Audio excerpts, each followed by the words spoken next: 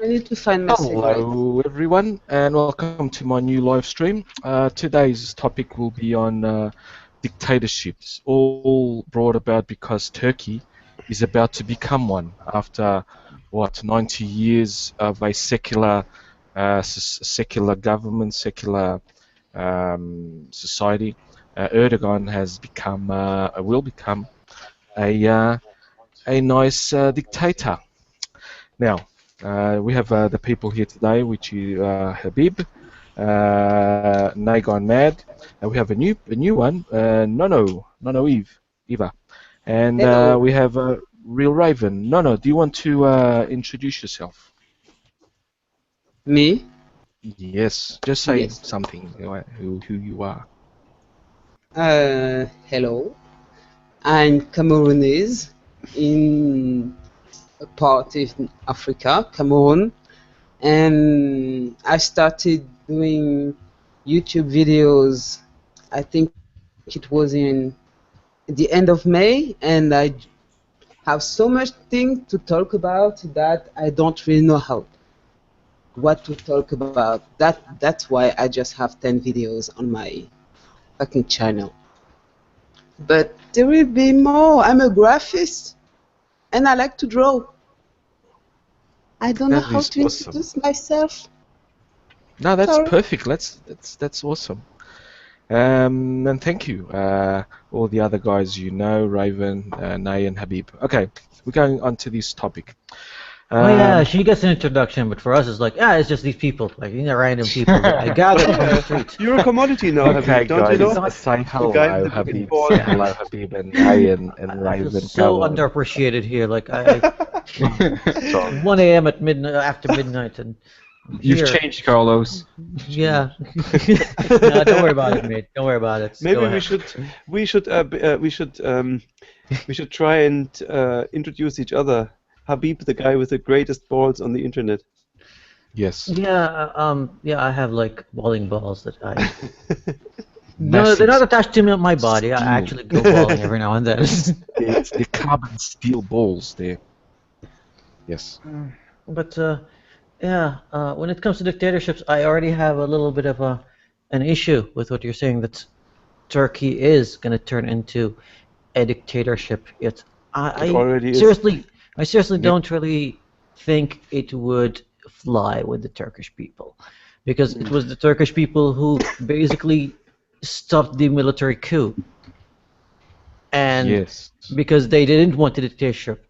In case this government, by the way, which is not popular at all in Turkey, it starts taking serious steps into making it a dictatorship, and right now they're pissing a lot of people off. Those people that stood against the army will switch sides, and yeah, you'll have coup 2.0. Oh yes, that's like I said. There's only, but I'll explain it. They only need to do one more step, and that's modify the constitution. Yeah. Once that step's taken, it is an official dictatorship. Trust me, I've seen it before, and I'll show you the examples. That's why I'll show you the examples of what happened in many countries, and I have five countries here. Well, go ahead with your examples before we discuss this. Then go ahead with the examples, and let's take it one step at a time. Then. Okay, Portugal, 1910 had a regicide. They killed our 1908. They killed our king and his thing. They had a revolution, 1910. They established parliamentary a system very close to what the English system is, the Westminster system, except that in 1926, after two decades, one and a half decades of economic crisis, they had a military takeover and they formed a dictatorship, except that they weren't very good economic-wise. They chose one of our most brilliant economists at the time. His name was Antonio de Oliveira Salazar. They appointed him Minister of the Economy, and in 1.5 years he turned the economy around. We had a deficit 6 times bigger than we have now, and in 1.5 years he had 2 years, 1928, he had a surplus in the budget. So in 1928 he asked for emergency powers to continue to consolidate the economy, which the army dictators gave him. That was also the year that they drew up the constitution that was up until 1974. The military became a second back. They went to the background, while Antonio Salazar's National Party basically a dictator. He became a dictator, a tyrant, and he set up all those examples. The other one, Spain. That's another example that led to a dictatorship, but they had a civil war. Okay. Italy, Mussolini became a dictator by being elected. Same with Hitler. And Turkey is what I was getting at. Turkey, they elected Erdogan, so he's following what Italy and Germany did, sort of. Yeah, these are my examples. Okay. Okay. We have some new people here. Just introduce him. Hello, Abel, and oh, he left. How are you, man? Fine so far. A little bit tired, but yeah. With Erdogan, regarding the Armenian genocide, there was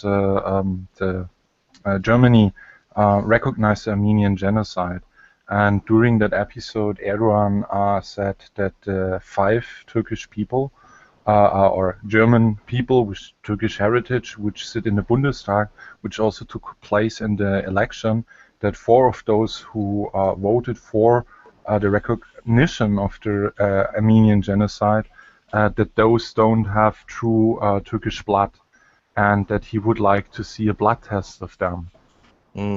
And how to say, there are quite a lot of comparisons from the Erdogan regime or from the Erdogan close media, the media which is close to him, which makes similar remarks. I mean, there was also the terror attack at the airport, and Germany had a travel warning issued a few days before, and then somehow the state media spin out of that some German secret intelligence agency bombs the airport, while it's somehow not really German related what happened there. And how to say, the conspiratorial thinking plus some rhetoric which takes an emphasis on true Turkish blood makes gives a really bad impression or a really bad vibe. You know. Did he define that Turkish blood? I mean, there's a lot of second and third generation Turkish people who are kind of they're more German than Germans. Like their accents, they're very German. So how do they define non-pure Turkish blood? It's as soon as there's a German wife or boyfriend or whatever. That's when it's not Turkish anymore, right? Yes, kind of like you should have close ties to your homeland, and how can you recognize that genocide? That's not okay, even though nothing really follows from the recognition, despite just the statement from the German government, and we're actually kind of late to the recognition in that regard. So I'm not so sure. I just read today. It's just that it seems that to us, like as ex-German or Germans, that whole concept of the blood seems a little bit antiquated, right? Yes, it's it strikes a nerve, and then you're raising an eyebrow, and you kind of don't respect. We had that Erdogan that much anymore. The German blood, the pure blood. It's a tactic that the detractors or the thing try to do to the detractors to this what's that word? Shit. Make them not relevant. Oh shit, I can't think of the word now. But doesn't matter. Yeah. They disregard the opinion. They say that opinion could never come from not the true truth man. Exactly. Yeah. Well, I want to discuss the stages that leads to a dictatorship, just parts of it. Elections. We've had, like I mentioned in my examples, except for Portugal and Spain, Italy, Germany, Turkey, as I know, but there are more countries that started off dictatorships, especially in South America. I'll give you an example. I'll give an example of Chile in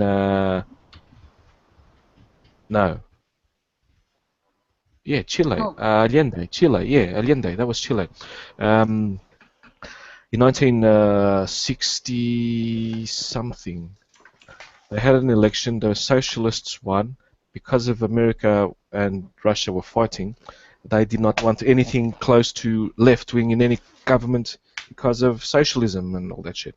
So they staged a coup with Pinochet, Augusto Pinochet, which basically, from an election, they had a military coup. But that one didn't fail, unlike the Turkish one. Dictatorship don't always come from a coup or something. No. That's what I said. But Spain, said Italy, election. and Germany had elections. Hitler was elected. Mussolini was elected. yeah, he was elected because, well, Mussolini is something. It's a part of history. I don't know how to say that, but for example, here in Cameroon, when the decolonization happened, there were a spy. I don't remember exactly his name, but it happened within all French colonization countries, and they actually murdered the people who didn't, have seen eye to eyes to France, for example, and the people who went in power was actually puppets. And now we have, like I said, Paul Biya, who is a piece of chess, a piece of a gamble that is going on between the French government and our own government. So he started being all democratics and everything. He started by saying that, oh, we will, democracy, so we will have fair elections and everything. But that man have been in power for 33 years or something. So maybe in those countries, like in Africa or the part of Sahara? America, yes, South America, maybe we need to look what is further than that, meaning that the people in power are not here for the country, they are here for other bigger country that want to, I don't know, they want the resources, they want something from them. Here in Cameroon, it's not, I'm not going to say it's a dictatorship because it has been going so many years and years and years. It's just, the dictatorship mold into corruption. So dictatorship is not even what we need to look for. It's more what's happening in the administration, what is happening in all those ministries, the military, the health, the everything, where the roots have managed to reach and size everything and just corrupt everything. I don't know if I'm making any sense, but You do. I know in which direction you're pointing with the Chile putsch with Allende.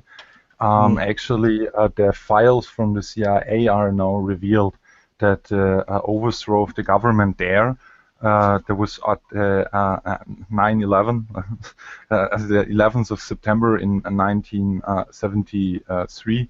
That putsch was organized by the CIA to overthrow the government because they were afraid that the country would go too much to the left, and they were afraid that they didn't want the Soviet Union to gain their ground, and so they just overthrow a democratic elected government. So to say, to look then who could be behind a putsch, or which chessboard is being played and how the power structures are afterwards. That's a good point to raise, you know. Yes, I know. It's a game of chess. When you look at geopolitics, the first layer is, yes, it's just, you know, countries going against other countries. But when you look at deeper, it's a government, really, a government of a country who give no shits, who don't care about their own population, and they are not even manipulated. That's why I always been against the fact that, oh, the Western world is, you know, is guilty and everything, because our own governments are they are okay with it. They don't care about their own population. But what they don't understand is that all those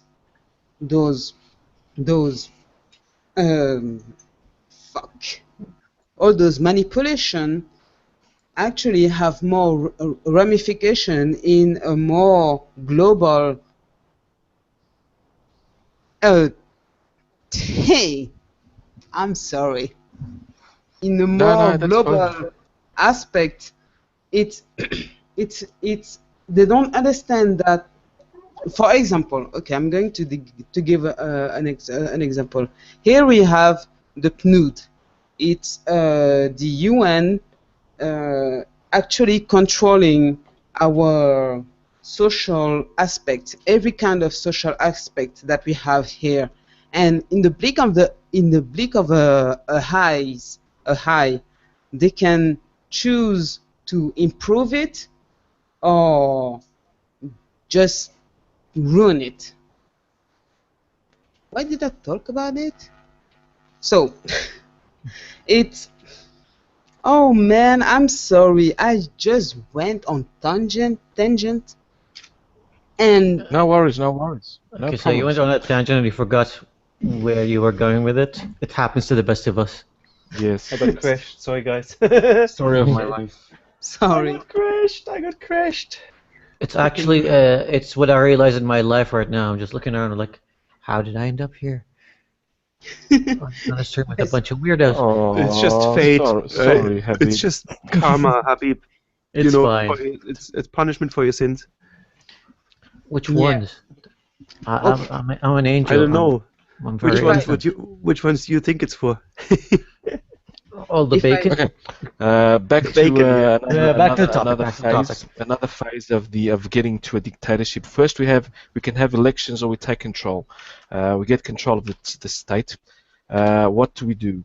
After that, we need to establish a control, which you can have a popular revolt type thing, or we can have a brutal crackdown.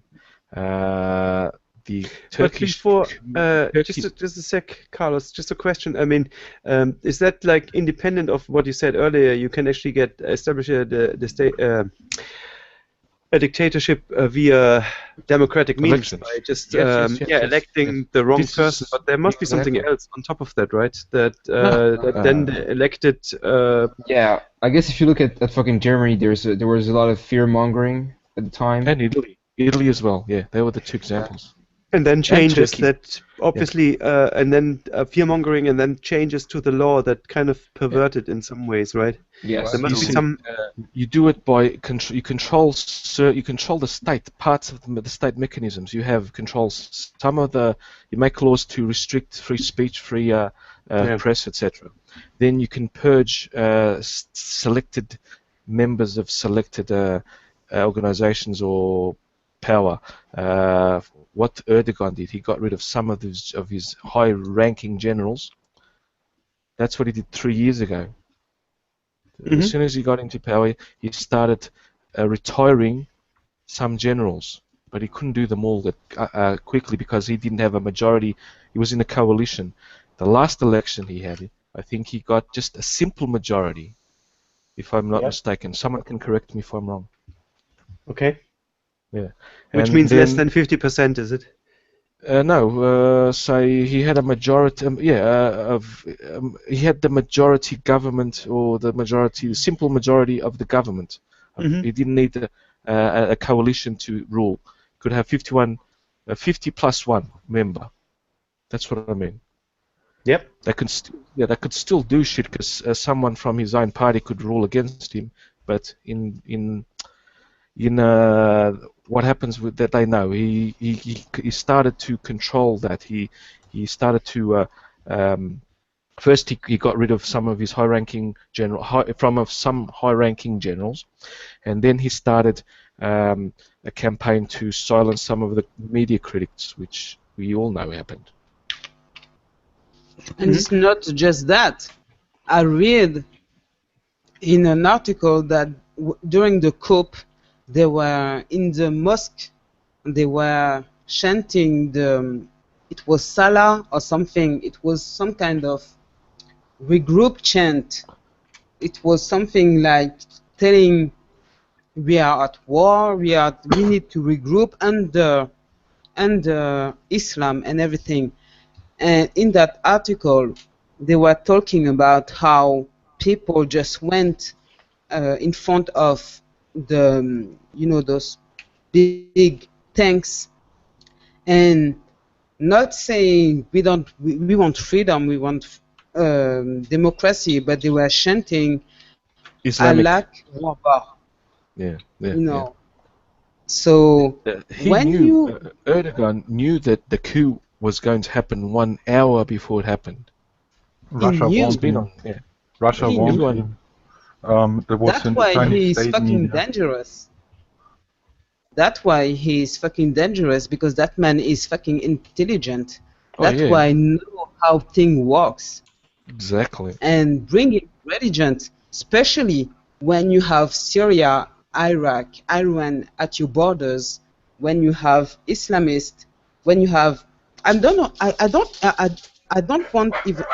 even want to talk about Islamists. When you have, Muslim searching for a purpose or something, when they go on the street, standing in front of tanks and everything, chanting Allah Akbar, being reunited by religion, it's fucking intelligent, it's fucking clever, and it's fucking dangerous, because people are not reunited behind a democracy or secularism or everything. They are reunited behind religion, and that's why he's putting so much effort in religion. If you look at the news, you will see that more and more people are getting more and more radicalized. It's correct. Radicalized. Yes, behind religion, and that bring a form of unity. But unity behind religion is not always a good thing to happen, especially for Turkey. Turkey was always this kind of gem. I lived in France, and people went to Turkey. My aunt went to Turkey, and it was the most secular Islamist country that you will find in this area, and people just really like Turkey because of it. Yes, isn't it? It's fairly secular. Yes, really fairly secular. I have a friend who is a writer living here. He is French. He's white and everything, And now he is really afraid because he's thinking that, okay, with all of the shit going on, I don't know if I will be safe here. And it's damaging. It's damaging for everything, and it's damaging for the economy. The economy is damaging for everything. The president Erdogan, or whatever I don't know how to pronounce his name. He is dooming his country. He's really dooming Turkey, it. the Turkish premier, Turkish president. Yes, The Turkish yes, president. Yeah. yes, Erdogan. yes. Erdogan. Erdogan, yes. The coup failed for two reasons. First, it was not a very well planned coup. It was Yes. totally, yeah. And secondly, it only had about a third of the support from the armed forces. Now, Erdogan had prepared his base from this first election. As you said, it's not secular, slightly religious base. So he had a popular support, but he also had put into positions of power, generals, majors, etc., that were on his side. So he had the loyal forces in the police, the military, which helped crush the coup. Then he have the imam. He have the, Yes, he had that imam. Which religious one? The one people that's behind him. yeah. But he also had one that was against him that he wants extradited. Yes. Yeah. True. So Who's that imam? Who's that? I can't remember his name. And was he supporting Erdogan? Was it? No, one was, but one is in exile. That's not supporting him. He wants Erdogan wants him to be extradited to Turkey. He's not to Turkey. To Turkey. He wants to blame. He's blaming everything on him. Yeah. I just can't remember that. I think that one thing that Guddogan or something. I think that one thing that Erdogan probably does quite well is kind of bridging between both the more orthodox kind of I don't know. I'm just guessing here. I might be completely wrong, but Gulen. Someone bridging posted it between here. the more orthodox kind of Muslim the faith and then the real secular people as well. He's not a complete. He's not a complete secularist, and he's not a complete religious nut job either. He's just not. He just want power at this point. Yeah, exactly. Wait, And with whatever it takes, with to get the nuts side, there I have to chip in. He got downgraded for the interest rate which Turkey can use to get foreign capital, and he now threatened the company which downgraded him, and he threatened the banks which don't want to lend the Turkish government money. I mean, this is kinda like yelling at the wind for blowing into the wrong direction. Yeah, he is. Yeah, exactly. Yeah, That's he's doing a lot of typical dictator, tyrant. He's a tyrant now. He wants to become a dictatorship. He wants to rule one party, rule by. He wants to be a caliphate. He sees himself as the restoring. I think he sees himself as restoring the Ottoman Empire, or at least some vestiges of it. Definitely. There's a security company called Sadat, and that company was mentioned several times in the past in different think tanks, and there's a guy who is affiliated with WikiLeaks, who's a little bit a conspiracy nuts guy, but so far all his predictions somehow came to light, and he also pointed to the Sadat company, that this company actually gave ISIS a certain amount of training, just as like they take money and they train soldiers, and that's a think tank which is also providing, so to say, Turkish inspiration how to defend the region from foreign influences, and how to, so to say, build something similar than in NATO, but also give the ideological ground standing why the Turkish people, so to say, should lead the Arabic region.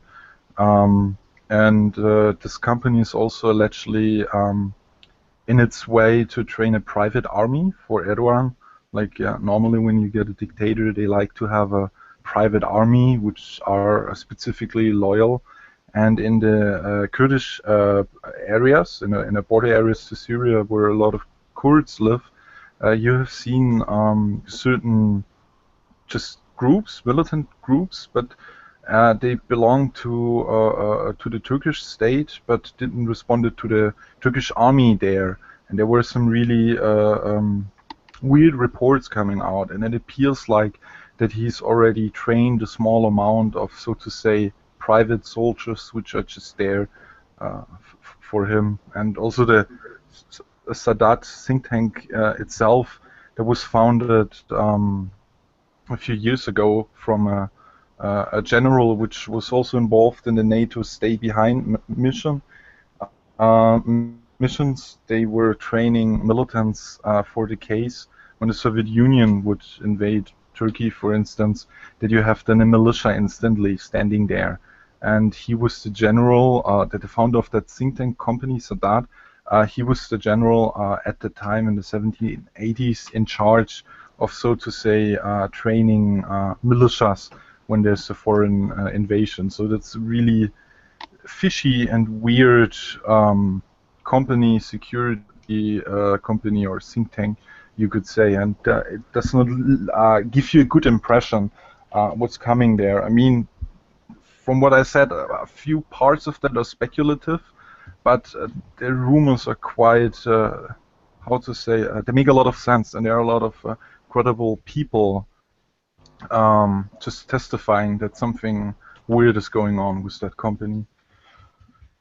Yes. It's not good when a president have a private army. No. It's a bad sign. Here the president have a private army, and the army in the world is really loyal to our president. In 2008, there were here a big population strike, and they sent, well, first they sent the police, and really people don't care about the police here because they are useless. But after that they sent the army and some kind of special ops, and they were killing people in the street. They were killing people who didn't agree with with the government, and it's not a good sign when a government manage to acquire special hopes. It's not a good sign, because that means that those people, they have the right to kill, and we have seen this here in Cameroon in 2008.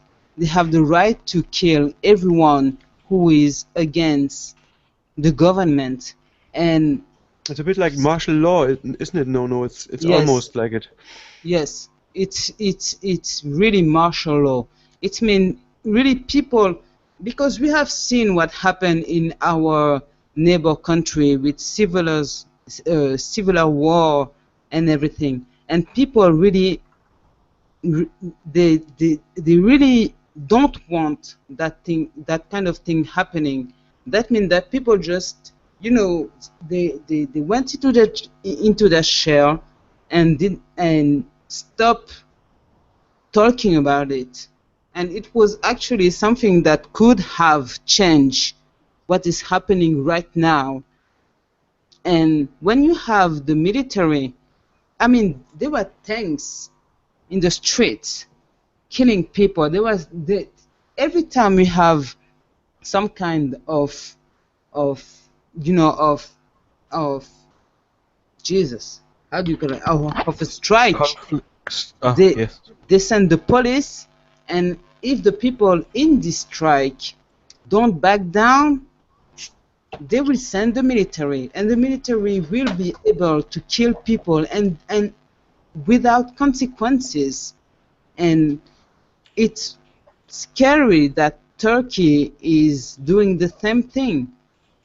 They shouldn't do that. I mean, I don't know. My mother were here in 2008 when it happened, and it was really scary because the military can be everywhere. That means that you have people going in neighborhood and raping and stealing and everything. So it's more destabilizing. It's more dangerous for the country to have some kind of private military because they just here to guard the president and the government. They are not here to guard the people. They are not here to they're not here for the people. That means that everything can goes down, and that's why I really fear for Turkey, because if the president just go with whatever kind of plan he have in mind, the population will suffer most, and the government and him will be secure. Mm-hmm. Yes. I found just googling there. I found interesting. Erdogan, he actually abolished diplomatic immunity for the MPs on the 7th of June. That was before the attempt, right? Yeah. Mm-hmm. So what they're fearing is that they can have up to 59 deputies imprisoned because they're basically not on the same side, on the right side of history. So that's a good sign for what you think is going to happen as well, Carlos. You know, it's just basically thinning out any voices of opposition by making them illegal. Exactly. He shut it down. Private school. He imprisoned academics, people who were in university, and it's the first step to radicalization, to authoritarian dictatorship. It's the first step. That's one of the points I said, yeah. It's the first step. When you take down the education, when you take down the army, well, it's easy for you it's easy for you to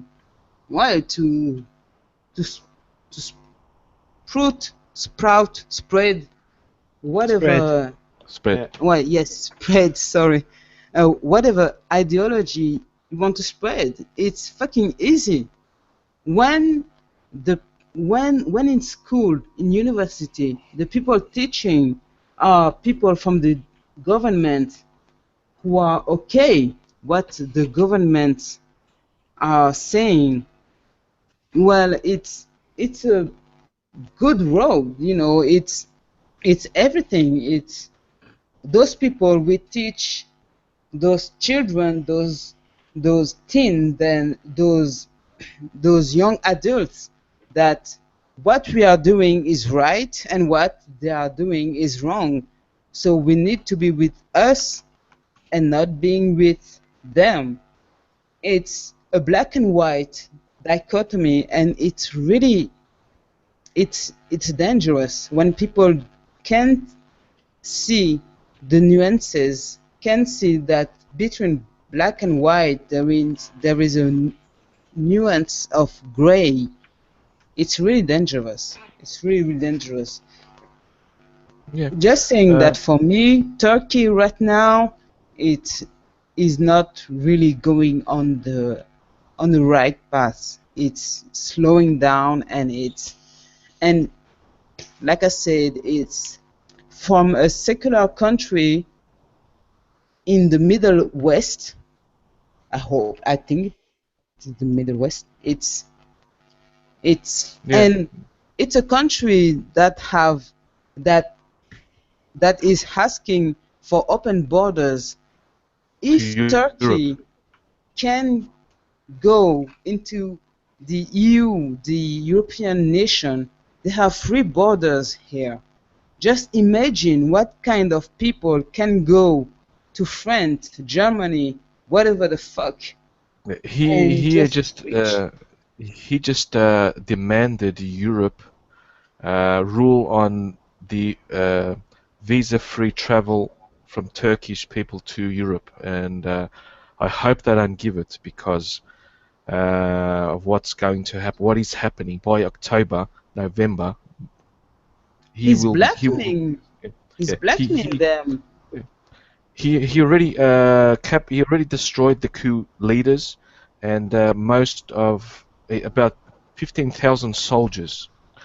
He got rid of 15,000, I think. Please, this is from my head. University professors, judges, public servants. He basically did a push. The PUS, like the Russian name, not the pushing you. And the press.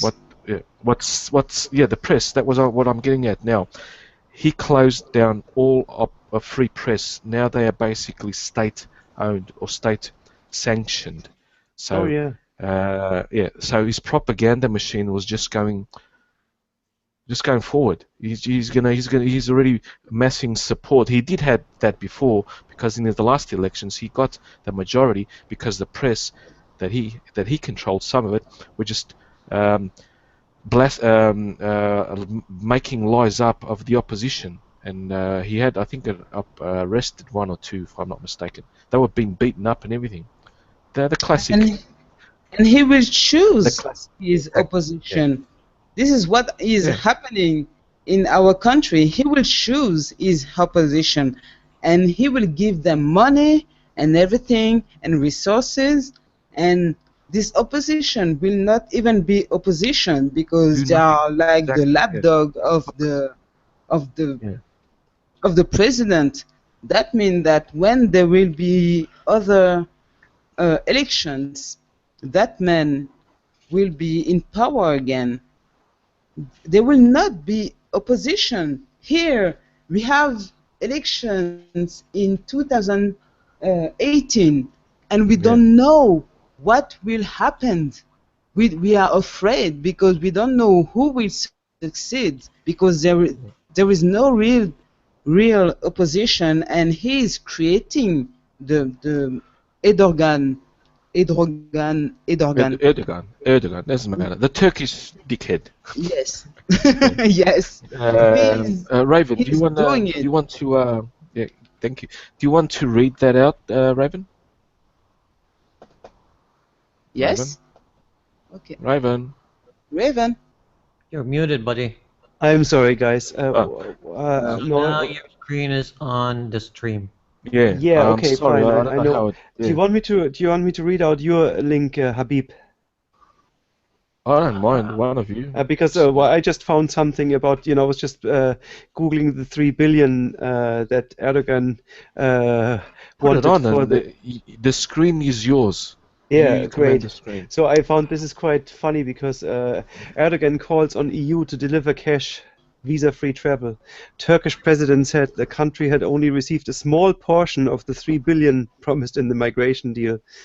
Turkish President Recep Tayyip Erdogan on Monday said the EU has not delivered on the promises made under the EU-Turkey migration deal. Erdogan said Turkey had received around 1 to 2 million of the promised 3 billion.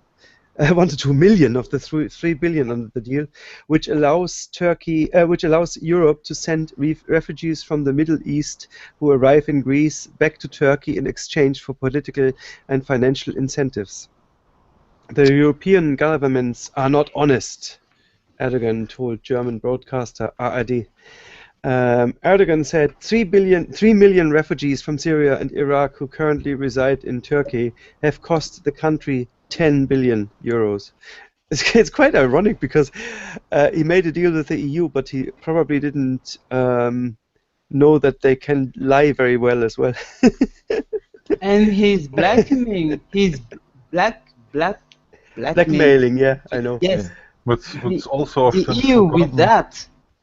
It means that right now, it's Turkey is saying either will you grant us free borders, or we will just release all those refugees and immigrants into your own country. Yeah, that was the deal. But apparently, what he says, "Oh, we kept our end of the promise. Now pay up." So he's kind of it's kind of interesting because with the resentment that's growing in Europe, and there will be more resistance for more immigrants arriving. I think he's kind of times against him. I want the money. So yeah, you get the money eventually. So, referring to the EU's promise to give Turks the right to travel visa-free in EU, the Turkish president added, "We have kept our promise, but did the Europeans do so too?" Erdogan has been on the receiving end of criticism from EU leaders since he launched a range of measures designed to shore up his power in the wake of an attempted coup in Turkey, July 15th. Officials and diplomats expressed concerns about the government's post-coup crackdown, which includes the jailing or suspension of thousands of teachers, journalists, police officers, civil servants, and soldiers. Maybe the deal is not going to go through after all that. EU foreign ministers called upon the Turkish government to maintain calm and stability throughout the country. Let's wait. It's kind of exactly. We're just waiting. Let me see what Habeeb shared. Habeeb, what did you share? And they don't want that. The EU Telegraph things. The one about Hitler, and the one about the powers that he wanted to change the government to give himself. Let's have a look at that. I can share beautifully. No advertisements. Hitler. A Turkey's president says that all he wants is the same powers as Hitler. Oh yeah, that one. Yeah, it's brilliant. Oh. In a world first, President Recep Tayyip Erdogan uses Hitler's Germany as a positive role model for his constitutional reforms. Habeeb, did you want to say something about this? No, Okay. I'm just listening. So Turkey's President Recep Tayyip Erdogan on the right, they have to point it out. He's the guy on the right, wants to give himself powers similar to Adolf Hitler. He just needs a better shave, I guess. The mustache. Yeah, mustache. Turkey's controversial President Recep, oh god, his name is too complicated. Let's say Erdogan. Erdogan has sparked mockery and condemnation by defending new powers he wants to give himself as being similar to Adolf Hitler's. In a statement that surprised even his critics, Mr. Erdogan responded to arguments that putting political power in the hands of the presidency would not work in a unitary state. He said there were other examples of its being successful. There are already examples in the world. He said, "You can see it when you look at Hitler's Germany.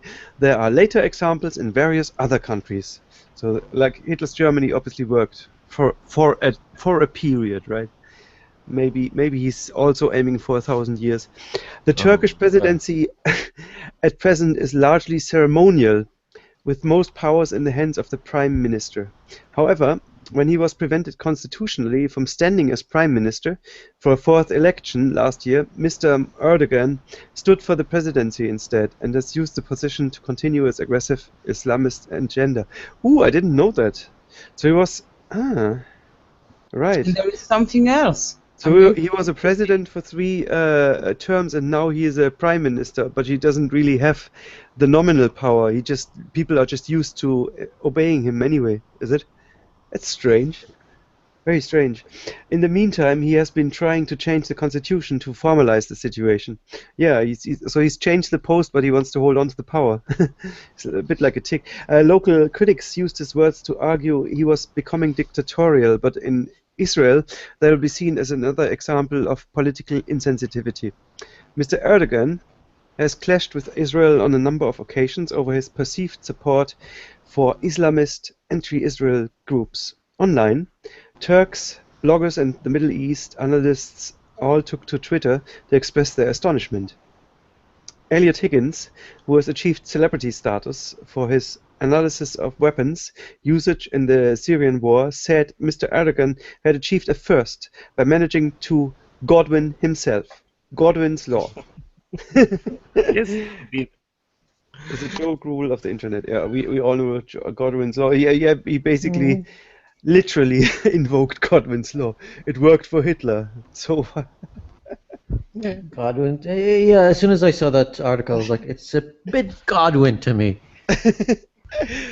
There we go. It's like a Twitter movement We itself. went quite forward on this. Thank you, Raven. And Habeeb as well. Yes, both of you. You for reading and Habeeb, and you for providing the links. Now, do you see how far back he's been trying to modify the constitution? And That's amazing. what presented the best thing to ever happen to him? The failed coup attempt. That's all that's left, but it's not the end result, though. And we all know that the Turkish military have since I think 1921, 22, when Ataturk finally stabilized the country and that. Let me think. Were the guardians of the secular constitutional movement of the Young Turks, aka, not Cenk, the actual Young Turks, the secular Turkish state. Oh, now, yeah, he purged a lot of members, a lot of high rankings, but I don't think that if he tries to modify the constitution to bring back, to do shit that he's trying to do, something will happen. Something will happen. I mean, the thing is, like, how to say, he changes the constitution, but in general he could maybe try to not get an inflation rate of nearly 10%, 8%, 12% year after year after year. I mean, Turkey is with the local geopolitical aspects, more or less, he failed with his attempts to gain any ground in the region, to be more influential, and now there's the putsch, and for Turkey or the Turkish people themselves, there is nothing really in the bucket. They can have a little bit more of Erdogan, but so far he does not appear to be a good leader. I mean, he's capable of getting power together. That's also an ability, but he does not lead the country very well. I mean, in 2013 you had in the Gezi Park the protests, and during the coup attempt he yelled somewhere that now he can finally also build the building which he wanted to build on where the Gezi Park is, why the protests started. And I'm thinking, like, okay, like, a part of your country wants to get rid of you, and the first thing, or not the first, but one of the things during the situation which pops up your mind is, now we can purge the bad elements and I can finally build my project in that fucking park. I mean, like, this is almost a little bit infantile, in my opinion. I don't know. This is what a good dictator do. He just get rid of the real opposition. If really the elections were real in my country, the actual leader that has been here for 33 years will have been gone. But somehow he managed to get a hold on the election of everyone, and he's still here. So whatever the press are going to say, whatever the opposition is going to say, if he can rig the election and whatever will come, he will still be here. He's going to stay a president and put his own people in the government, so he will stay in power. Yeah. So Sorry. Go on. No. Go on. No. Someone who was speaking. Was it you, Abel, or was it Raven? I only said yes. That's all. African politics. I don't understand them. I know that they can. Any dictator, for example, the Portuguese colonies, Angola and Mozambique. Angola is super rich in petrol now and other resources, but because Eduardo dos Santos, they are basically ruining the country. Price of petrol goes down, the economy collapses, because he just thinks he has one resource. He doesn't care about the others. The same with Venezuela. Venezuela was in terms of it is the second largest oil reserves in the world. It has, but because of the total inefficiency of the government, first Chavez, now Maduro, they are just so stuck up their ass to the power that they let the infrastructure collapse. They are starving. They have nothing. And Angola, to some extent, is having that effect now. But Mozambique, because they had a civil war that lasted longer than Angola and that, they had an opportunity. When Zimbabwe got rid of many of the white farmers, Mozambique didn't take enough in. Ghana took more in than Mozambique, and now they could have become the bread capital, the bread area of Western Africa, at least take over from Zimbabwe. And you have Zimbabwe, these old dictators that should have been gone. Cameroon as well, Portuguese Guinea is basically a narco state. The narco traffickers, the cocaine and heroin, all that shit, they control the government.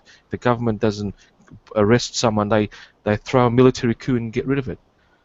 It's a mess there in Africa, and I have no clue in how to interpret it. I'm comfortable with American, South American, and European type politics. They seem, to me anyway. Oh, in Africa, it's a clusterfuck, because we have the governments in Europe messing with us. We have big corporation messing with us, and we have people here just who don't give a fuck about the population. They don't give a fuck about anything. They just give a fuck about how much money they can have. That's why we have at the state that we are. I mean, every day there are articles about people, ministries taking hundreds and hundreds millions of francs CFA. C'est le franc CFA. Yes, it's the money here. And okay, good example. We have here in Cameroon a big, international project, seeker, whatever, people who wanted to invest in investing, who bring project here. And we just had one. When the Ivory Coast have, I think it was 2000, because our government was so corrupted here that no one wanted to make deals with us. That's why I say it's a clusterfuck, because we have European, and I'm specific about it, European men, specifically France, dealing, and I don't know what they are doing with our government. I don't know what kind of deal they have, but they are giving money with that government, big corporation giving money also, and it means that because we are so corrupted, no one want to make deals, proper deals, not corrupted one with us. And it's at this point you can't even blame the president. It's the government. It's something that came to it's a mentality. Corruption have become Corruption, a yes. mentality. Yes, an everyday thing. It's difficult. It's so fucking difficult. And No. Hmm? Sorry, you shared a video link? Yes, it was about the US. I think it was that one saying Turkish. that they agree with Turkey democracy. Do you want me to share it? Oh, yes, share it. Is that okay with you, Carlos? Oh We yes, can yes. stop I've after already 20 clicked seconds? on you. I've already clicked on you. You Oh, you okay, put cool. everything. You up to it. Yes, Okay, yes. cool. Let You me should just be share. sharing. Yes, share Let me it. check you. Because it's another example of how, well, big countries, government don't care about the population. They don't care. They just care about their own assets. I Okay. think, okay, this is the US, yes, saying that they support Turkish democracy when they know what is happening in Turkey, when they know that Erdogan is blackmailing the EU, when they know what is going on in this country, but the US are still talking about how they support Turkish democracy when there is no democracy here. Okay. And that's why, and this thing is not just in Turkey, it's also in Africa. We had the French president, Holland, saying that he was okay, there were a link that he's okay with it's okay, you have Nigeria and you have Niger. The Niger. Yep. That he was okay for this president to be again a president when they know, when the French president know that this president have done nothing with their population, but they are still okay to give money, to give whatever thing they have, just for their own benefits. It's a clusterfuck. When you have a population, when you have countries that have been fucked for so many years, and you have powerful country coming up and saying that, oh, we are okay with the shitty things that you are doing, it won't bring peace. Yeah. It won't bring unity. It won't bring nothing, just civil war. Okay. Is this an example of it, though? I don't know. I mean, we haven't even watched the clip yet, so I don't know what they actually mean by supporting the democracy. Shall I play it? Yes, you can. You can. It's a U.S. official, a big general in the U.S. Army saying that, well, they are okay with. Shall I play it? Because Turkey I mean, I can play it, or you can tell us what happens in it. I don't mind. I keep talking. When I play it, then there'll be sound. I don't know, play it or give a link. No, I can play it. I mean, I can play it now so that the that the Hangout can see it. Play it. Do it.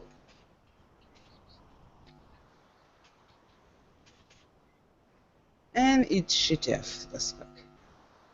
Yeah, I can't hear it. Can you hear it? No, I can't. Oh. No, I can't also. Okay, wait a sec. I don't know how to do videos through Hangouts. No, I mean, there is a I can way. do it. Me One neither. sec. I just need to.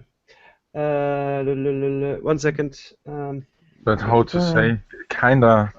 Turkey would be still in the same Now, spot. can you hear it Chairman of now? the U.S. Joint Chiefs of Staff has condemned last month's Can you hear it now? Yeah. Yes, Ah, yes. he's military not condemning anything. to He's saying Ankara. that he's okay with what Turkey is doing right now with democracy in Turkey. Coup attempt in Turkey during a visit to Ankara. After viewing the city's bomb-damaged parliament building, General Joseph Dunford met with Binali Yildirim, where he said that Turkish democracy has the full support of the US. General Dunford is the highest-ranking US official to visit Turkey since the failed putsch. However, dozens of people flocked to the streets in protest against the Americans' presence. They want the US to extradite Fethullah Gulen, who they view as the mastermind behind the failed coup. This demonstrator says that Dunford is in Turkey to divide the country and make it a satellite of the United States. Furthermore, he believes that the US and Gulen are the architects of the coup. We drove back the putsch, he says, and now we'll drive back General Dunford. 2 more soldiers were arrested on Monday night on suspicion of trying to capture Turkish President Recep Tayyip Erdogan on the night of the coup attempt. So far, 11 have been detained in connection with the attempt to seize Erdogan at the Marmaris Hotel where he stayed as the uprising erupted, and thousands more have been arrested in the president's purge following the coup. That's all I've got. And this is another thing. With the US saying that they are okay with saying that they are okay and everything, people now are starting to say that the US were behind the Turkish coup, and bringing more and more hate, not just for for the US, but for the Western countries everywhere, But- bringing more hate, But bringing more radical Islam, bringing more. Yes. with the coup, I mean, like, Turkey is already a member of the NATO. Like, why would the US need to have a coup there? I mean, like, Yes. like that there would be no real incentive for the Americans to foster a coup there or try to have a coup. Like, they would have nothing to gain because the country is already like part of the NATO. You know? Exactly. I totally agree. But people don't see those things. They don't have that rational thinking going on. They are just saying that the US is behind the coup. They don't ask themselves why would the US do it, and it's completely it's stupid. The US, I don't see why the US will be behind a coup, but Oh, by the way, yes. While the coup was happening, I was checking on my Twitter, and yes, there were some people that follow me that were blaming Obama. of course. Of course, it's always Obama. It's Thanks, Obama. easy. It's always the Um, Western country. It's always the US. And yeah, for generation and the generation, US this is thing will just go on and on and on and on. the US is the scapegoat of everything. The US and Israel is scapegoat of everything from Islamic countries. It's gonna be that way. Yep. But the general there, when he said, "I support Turkish democracy," you guys didn't capture that. But he was giving Turkey a warning. He was giving Erdogan a warning. He said a Turkish democracy. He didn't say Erdogan. He said Turkish democracy. Yeah, And that's then they it. showed that plebeian, that idiot, saying, "Oh, we threw back the Garland. We're going to throw back that general." Okay. All America has to do is say to have a NATO meeting and say, "Turkey's out." And America just says to Russia, "He's all yours." Russia does not like Turkey, no matter how many people think, if the US or the West alienate Erdogan, he'll go to Russia. No, He won't go to Russia. Russia will crush him. Russia will attack him. It would be like a forced marriage. Like they would maybe work together a little bit, like a bad weather alliance, but it's more like a forced marriage. You could say if they really bond more together over the incident. Exactly. The US has a military base in Turkey, so they can't be, they can attack directly the Turkey government, and many things happened during that coup in the US base, so they need to have some leverage. But yes, Carlos, you're right when you are saying that that it was also a warning, but that warning won't go far. Oh, I don't know. We will see. I think for now because of the elections and all that in America, they sent a general. They didn't even send Kerry, the state, yes, the Secretary of State, the diplomat and thing. They only sent a general. And did you see? We saw the reaction of the people to a general. I can almost see if John Kerry would land in Ankara and say exactly the same words. I support Turkish democracy. They wouldn't dismiss him as they did the general, because they think, he's only a general, we will drive them back. Yeah. No, they'll get the message and say, shit, they're gonna fucking kick us out of NATO. They're gonna do this and that to us. Yes. And they have Russia very close to the border. Armenia will align itself with Russia. And so many other countries. There's the interesting thing. The Russians threatened after the incident where the Turkish army shot a Russian jet.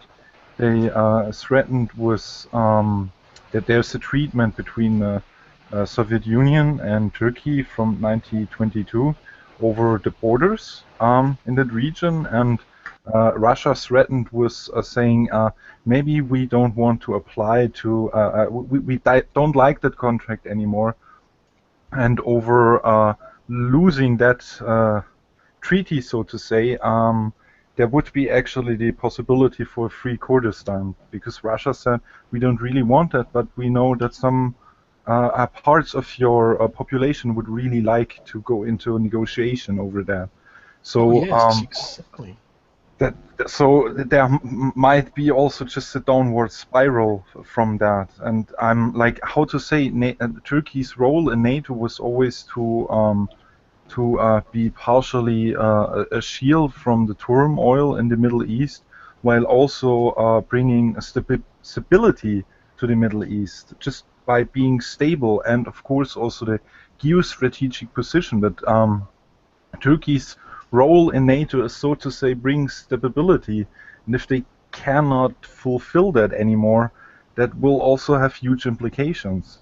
I mean, I heard a former US general in a speech from Council on Foreign Relationship saying that Turkey's not that important, our jets can fly an hour or two longer.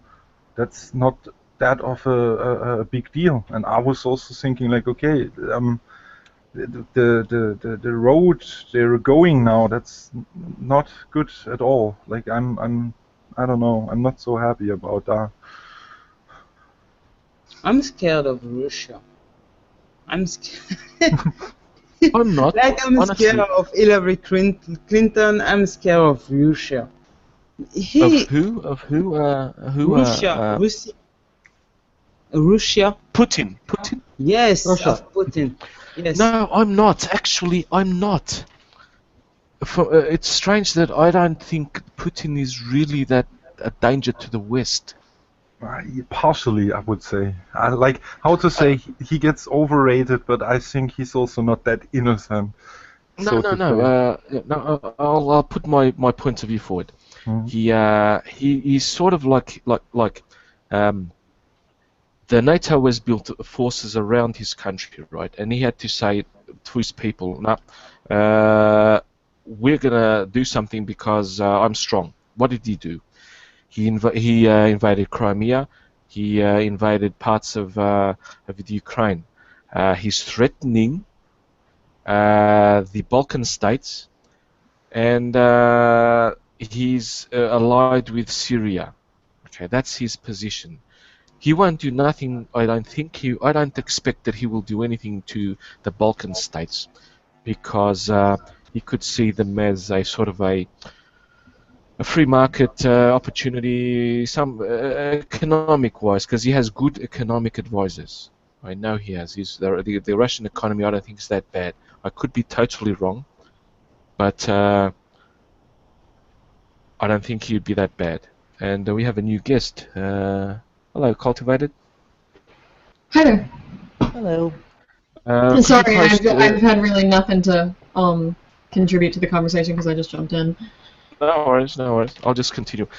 So Russia is already flexed basically all its muscles that it needs to do, and for now is fine. Now, Turkey is fucking shit scared of Russia. It's historical, from the Crimean War of 1800s. That was started by Turkey, by the way, and the UK was an ally with Turkey against his own fucking cousin or his family. No, that was later. Against Russia, and that's historical. The historical setting of the Crimean War and a Russia-Turkish conflict. Now, in the Soviet Union, they annexed Armenia. What's that? The Turkish countries around it. Tajikistan, Turkmenistan. Crimea. Sorry. Or? Yeah, Armenia and another country are having a sort of also a little conflict. Can't remember. I know what you're talking about. I just can't remember exactly. Yeah, I'm super good at geography. I just can't remember the name, but it'll come to me. And they were Soviet Union. They were bordered with Turkey, so Turkey is in NATO because of the shit scared he feels for the Soviet Union, Russia. If they do become a dictatorship, Erdogan does take that step, then I guarantee you by the end of 2017, Turkey will be kicked out of the NATO, and they will be fucking done. There will be I another wouldn't doubt it. Yeah, there will be another. Yeah, I wouldn't doubt it. Yeah. Well, I'm scared of the Cold War that the US and Russia are still doing. For example, Yemen. In Yemen, you have Saudi Arabia, whatever the fucking country. It's Saudi Arabia and Iran both having powers over there to fight with the Houthis. However, Russia and America, they're not involved at all in the Yemen war. Yeah. Oh, they're not. No, I read that the US were giving some intelligences and. Oh yeah, because let's blame Obama again. Yeah. No, but no. That's purely. That's Really? a long time. Isaac Cohen made a video explaining that Osama bin Laden wanted to invade Yemen before he went to Afghanistan in the 70s, early 70s, 60s. There are still Al Qaeda members over there, and sadly right now, because Al Qaeda are the ones that really hate the Shia Houthis, so Saudi finds it's a good idea to give them weapons to fight the Houthis alongside with them. So yay, we're gonna fuck up the Yemenis countries as well.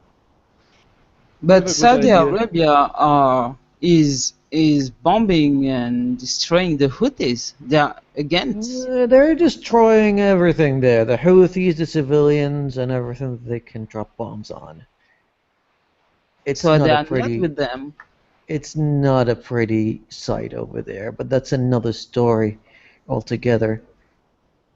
Yeah. Yes, it's Yeah, terrible it's there. Yeah.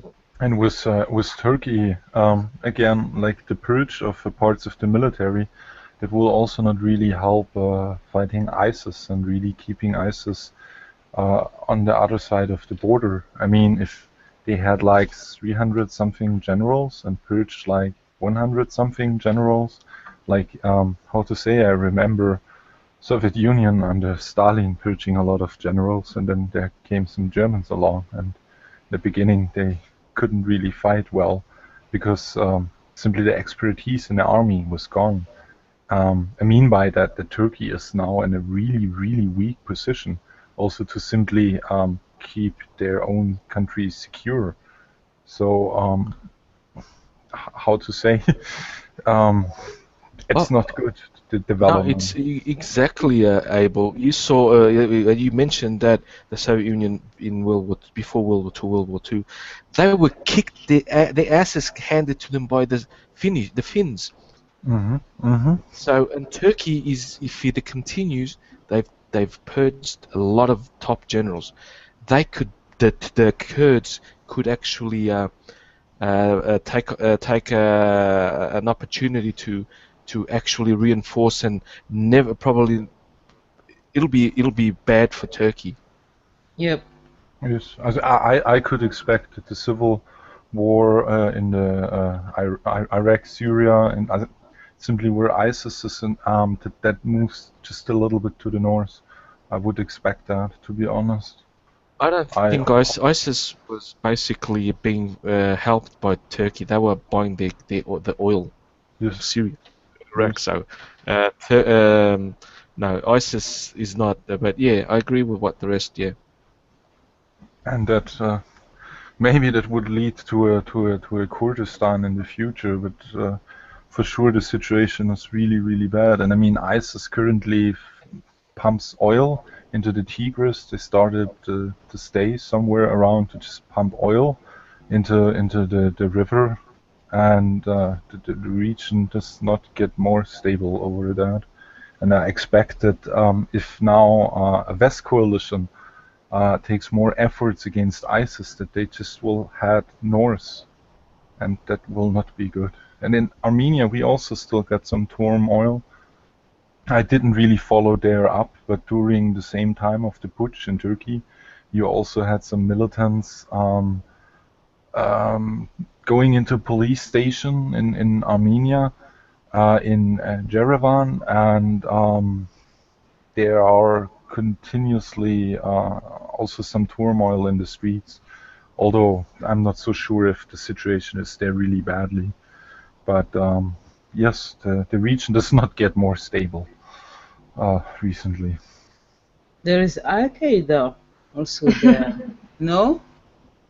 Well, okay, I mean, since I don't know much of the topic when it comes to Turkish politics, I don't know how the politics over there work.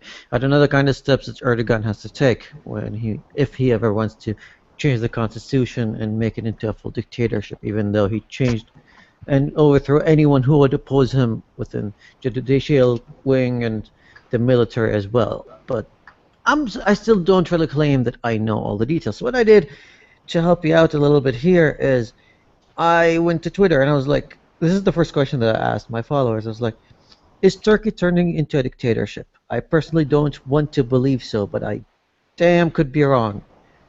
What do you think? I had a few interesting comments. One of them just said yes, full stop. Very informative. The other one was maybe Erdogan can still get voted out. But right now it seems that seems to be going in a really dark direction, which I completely agree with. Yeah, I agree with that too. I hope they avoid it, but at the same time, there's no guarantee that they will, especially with the basically a purge that's going on in their country right now. And also, what is to say? I don't really want to make the case for a dictatorship, but Libya is certainly right now not really better off than 10 years ago, and the same applies for Syria. I really don't want to speak up for an authoritarian regime, while it at least brings a little bit stability where you can have economic development. So Yeah. how to say, if they know, if they can vote Erdogan out, that would be wonderful. But even if he stays inside, I'm not so sure if now a revolution in Turkey really brings the best results. Like Yep. how You to see, there are say, two things that are going to happen if it does. It's either going to go really well for them, or it's going to go really, really bad. yes. So it can only go one way or the other. It's not really a middle ground with this. Economically, when I if we Go just ahead. speak about the economics, it's really bad because people they will not want to have anything to do with Turkey and the government and everything. So so many people have been put in Imprisoned. prison, and they are going, and even if they go out, they will just have no job. Economics is crucial. It's something really, really important for a country.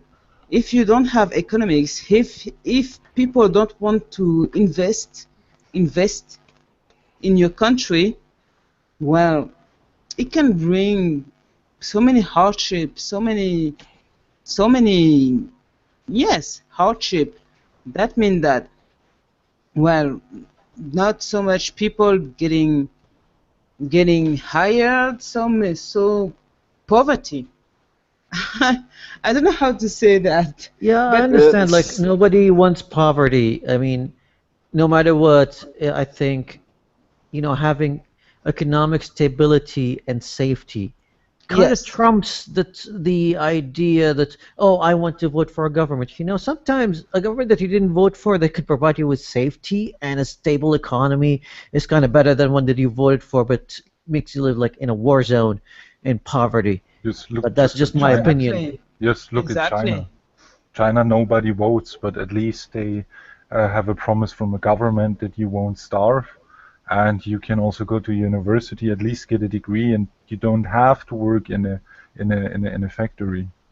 So, but it's also a shitty case to make for. I mean, it is a lot harder than that, though. Yeah, Like I if know they that do there's a want to lot go of to nuance university, to it it. costs. It's not as Not black as and straight. like Yeah. it's not as black and white here.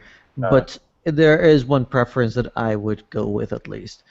Anyway, there's another comment by Bob Leap. He said that he talks about Erdogan. He says he's been consolidating power for some time. The most worrying aspect is that he can't change the constitution by referendum without looking like a dictator.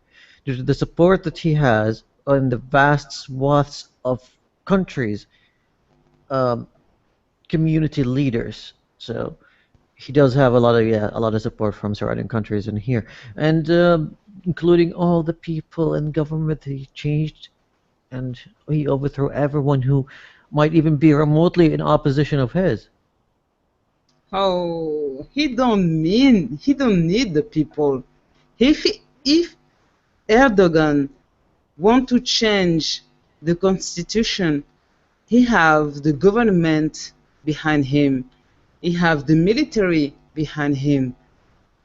He can change the constitution whenever he like.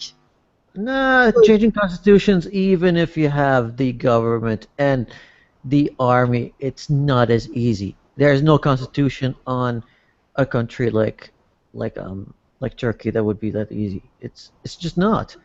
It's Um, easy. You just but have to bring fear to people.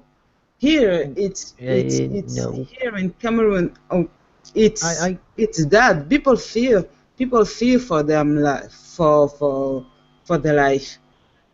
There were a big discussion about our current president who wanted to change the constitution. The elections are supposed to be in 2018, and there were a big discussion about the fact that the president and the government wanted to the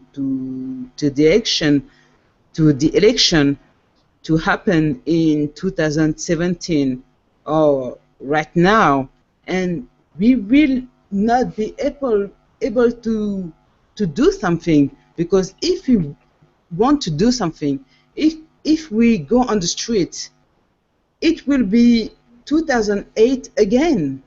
That means that the president will send the military in the street and killing people left and right again, like in 2008, and people don't want that. People don't want a civil war. So we will just wait and vote and hope, really hope, that our votes will do something to just get the president to go. I know it's a funny situation, but if you are like Turkey, with all those countries in their neighborhood, Syria and everything, we have seen so much civil war in countries near us, in the Ivory Coast, in Zaire. What was Zaire, which is now the Republican Democratic, I don't know what the Congo. Yes, exactly. We have seen so many civil war that we don't want it. We don't want it. We have managed to stay peaceful for so many years that we don't want the BRR to come again in our street and killing people. So we will just say that, okay, you want to change the constitution, change it. You want to be a president again, change it. The only thing that we have is that the president is fucking old. He's 83 years old. This is our only hope. So in Turkey, if they don't want a war, if they don't want death, and it's really something that I need to really talk about. If they don't want more killings and death people, they will just stay silent. They will just let Erdogan change the constitution, because civil war is something that you don't want in your country, especially when the government and the president have the military at his side. It's terrifying. It's really terrifying. And with civil war come tribalism. And tribalism is something that you don't want in your country. I got what you mean. However, I don't think he has the authority. Even if the people say that, yes, Erdogan, go ahead and change the constitution, I don't think he has the authority to do it, even with the army on his side. And just to confirm, just give me a bit, I'm reading the actual constitution of Turkey. I know it's a lot of pages, but I'll find the phrase that tells you how to change it. I'll find how many votes do they need to change it? Yeah, that's the key question, yeah. Yeah, because there's he is a president, not an emperor. He's not a sultan. No. And I'm sorry, but Turkey is not like somewhere in the Congo. It's not Syria. It's not another country like those. It's a different thing. It's true. It's true. Yeah. That's what I hope for this country, to not become what is happening in Sahara Africa. Sahara. Yeah. Yes, Sub-Sahara. Haran. Yes, thank you. Africa. Because really, we have lose hope. And what is happening in Turkey, and I really hope that the population, because it's really at this point the voice of the people, will be able to have some leverage on the government. They really- won't. Go on. Someone else before me. Who was it? Habeeb? Abel? Someone? I don't know. No. I can go on all what- night. No, I was just going to answer that. Or was it you? Cultivated. I don't know. I don't think it was me. No. Okay. I didn't have any input, so. Turkey, the people of Turkey will not have much influence, because it's historically that they don't have any much influence. It's the army that's the key to it all. Since it's not just that, it's in Russia as well. No, Russia no. Russia was always. There are countries that need a strong leader. If they don't have a strong leader, they go into chaos. Russia, Soviet Union is one, and all the former Soviet republics. They need strong leaders, or else they go into chaos. China basically needs a dictatorship. It had the emperors, then it has the in between it had the Kuomintang, the dictatorship right wing, then left wing communism, and it's still there. You can't change that for that country. That's how it is. The West is different, and Turkey since even before, Turkey since the 1840s have tried to westernize. So they wanted to shift to the West instead of being the East, where you have dictatorships and strong power in one person. They And tried. it continues. Yeah, they tried, and they still do. Ataturk wanted to be a Western country. He outlawed traditional Turkish clothing. He wanted people to wear Western clothing. Up until the 80s, Habeeb has been posting postcards of the 60s, 70s, and 80s of Afghanistan, of Iran. I've seen them of Turkey. The ones I posted were just Afghanistan. I didn't post anything Afghanistan. else. But I've seen Iran. I've seen Iraq. I've seen Jordan. I've seen Syria. I've seen these every Islamic country that is now basically going full Islamic shit. They were Western because they had that Marxist. Some of them had Marxist tendencies. Now they've switched that Marxism into organizing the jihad. It's it's fucking complicated.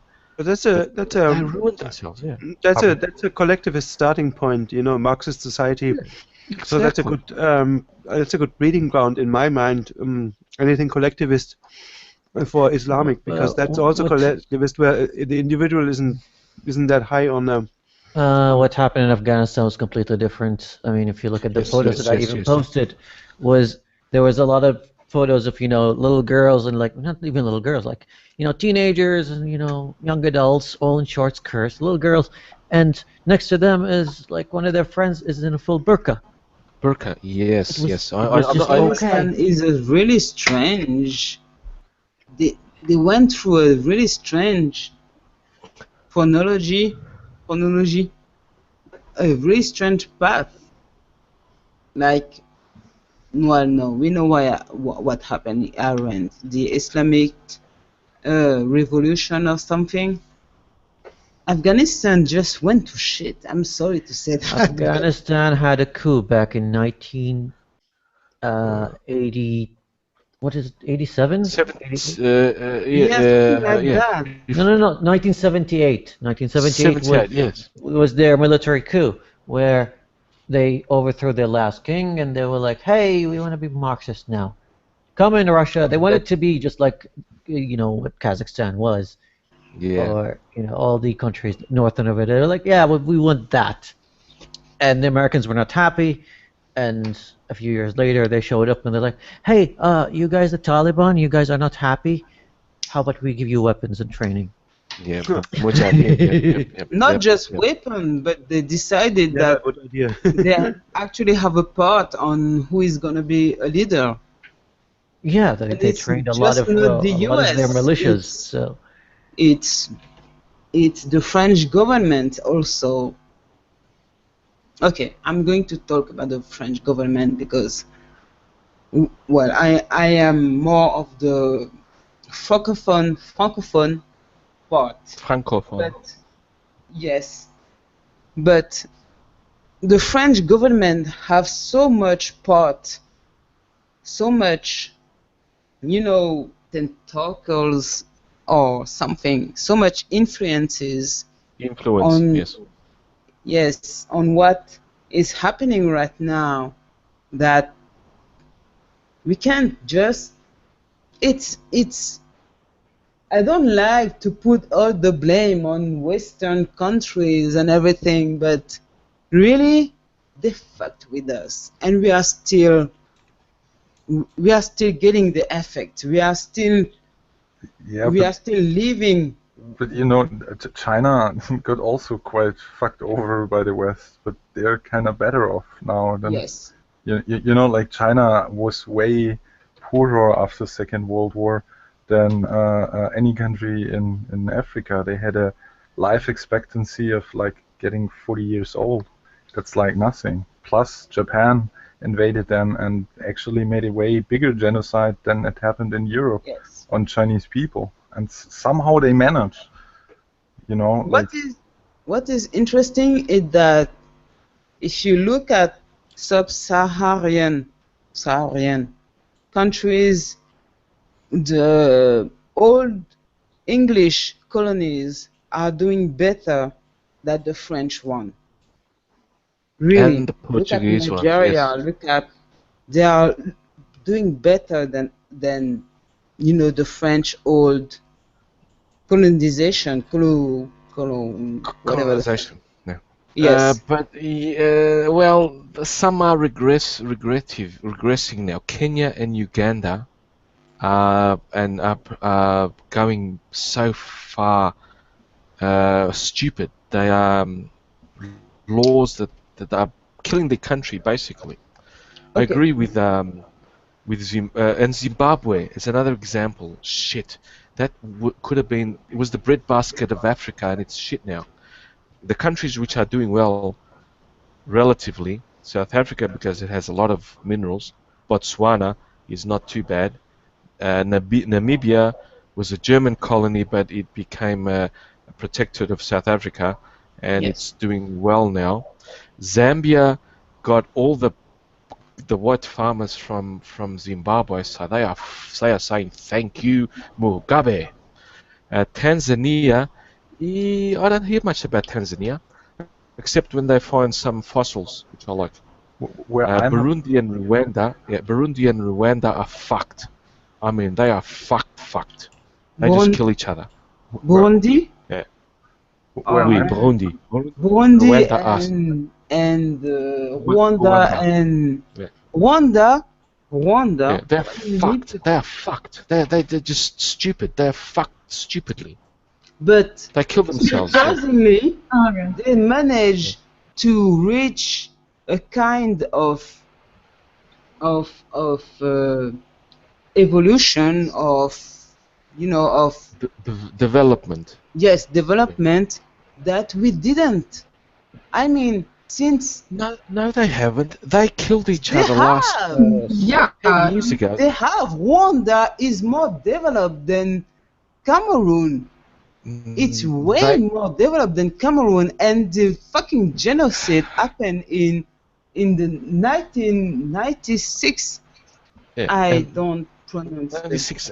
It was about then. They managed to do so many things in less years that Cameroon have managed. So really, I mean, we in Cameroon, even if there were some coup in 2 years, managed we are still in the state of 1995. Rwanda managed to become a modern country despite that fucking genocide that happened. They are not. They are. Well, I can't really say how well they are now, but after the genocide, they went really down. They have two of the most important national parks in the world, from my point of view, which house the mountain gorillas and 2 or 3 colonies of chimpanzees. And it breaks my heart that they destroy that. That's a bit harsh, but yeah, they could have developed that national park tourism. I know they grow some grow things there. I don't know if they have a lot of minerals, but they have a lot of good fertile soil and But things at the like that. expense. Exactly. Everywhere in Africa you have good minerals. Everywhere. Not in Everywhere. Mozambique. No, not in Mozambique. Okay, Or by the way, Malawi. I have to just interject a little bit. I found who can change the constitution of Turkey. It's the Grand National Assembly, which is, it says here, that the Grand National Assembly of Turkey shall be composed of 550 duties elected by universal suffrage. I don't think the president can change much of that because all of them have to be elected as well. So, good luck can on rig the him just going like, I'm election. going to change the constitution on my own. You can. You just have to prove enough Not how it people. works. Not You how it can. works. Habib, how are they voted? They are voted when they have general elections, or are they special elections? It says elected by universal suffrage. That's what I'm kind of trying to find. Yeah. But because- however, I followed like very closely like the kind of people that Erdogan was getting rid of. I never heard of him getting rid of people from the Grand National Assembly or what happened at the Grand National Assembly. I'm still looking at it now. Yeah. Is However- it separate? Try to find, because I'm just too drunk. But you're just insomniac. That's different. You're still lucid. I've been away for find 42 out- hours, both. man. Give me a fucking break. Yeah, But sorry, man. Sorry. Even if fine. it's written in every book you have, Yeah. you Post can a rig the link, election. Habib. So it's easier. Post a link here in our private chat. I'll look into it. So you don't all have right, to, man. here's the Sorry about that, man. Constitution itself. Thank you, where man. I'm Thank you. where I'm a Maybe it's bit because worried. I'm pessimistic, but No, really, it's not about being pessimistic. Like, once you have a constitution in a country that's been running under this constitution for a while, changing it is very hard. Imagine how many parties in the U.S., for example, tried to change the constitution. The amendments are very hard to implement. Even if you have a Yes. government that's corrupt, even if you have a government that's paid for, even if you have everybody in those governments agreeing on changing the constitution, it's still You- fucking hard. you can compare the USA to Oh, Turkey. I can compare the corruption of those No. countries together. They are both as corrupt as Oh fuck. yes, I can agree No, with no, that. no, Yeah, no, Agreed. no, no, no, no, no, no, Oh, no, just no, just no. because I hate Erdogan doesn't mean that he is or part of a government that's less or more corrupt than the They're U.S. corrupt. They're not. All governments He are is corrupt. more correct. He is Oh, more correct. All right. He's more corrupt than George Bush, who went like, "There's weapons of mass destruction in Iraq. Let's go start a war." Way more. For the nothing man- at all. He Just because doesn't I give want a my shit just because about just whatever because you hold on, want to just say. because you know why he did that war. It's not because of anything. It's not because he's stupid. All his friends and buddies opened their little logistic companies over there and their private militias, and they made billions, if not even more, of dollars in there. So don't tell me that they are less corrupted than Turkey. That is a little bit short-sighted. If I say Important so part. myself. Short-sighted because, fuck, I've seen what corruption can do. Oh, you think I haven't? No, I think me. you have. I think you have. An important part of the Iraq invasion was also to deny other aspiring regional hegemons the access to oil. I mean, at the time, the United States did not really needed more oil in the supply chain, while there's a theory out for a while now that, so to say, by occupying the oil resources there, you can just deny, for instance, Europe or India, China, so to say, the possible access to the resources there. So it's also from a geopolitical aspect not the most stupid move, although it's abhorrent to just lie and invade another country, you know. Resources are everything. With Libya, what I'm wondering is, ISIS has foot in Libya with around like 5,000 soldiers, more or less. That number I saw a few times. Where I'm afraid is that just from the sheer land masses of Africa, there could be a lot of safe havens where they can gather and recover their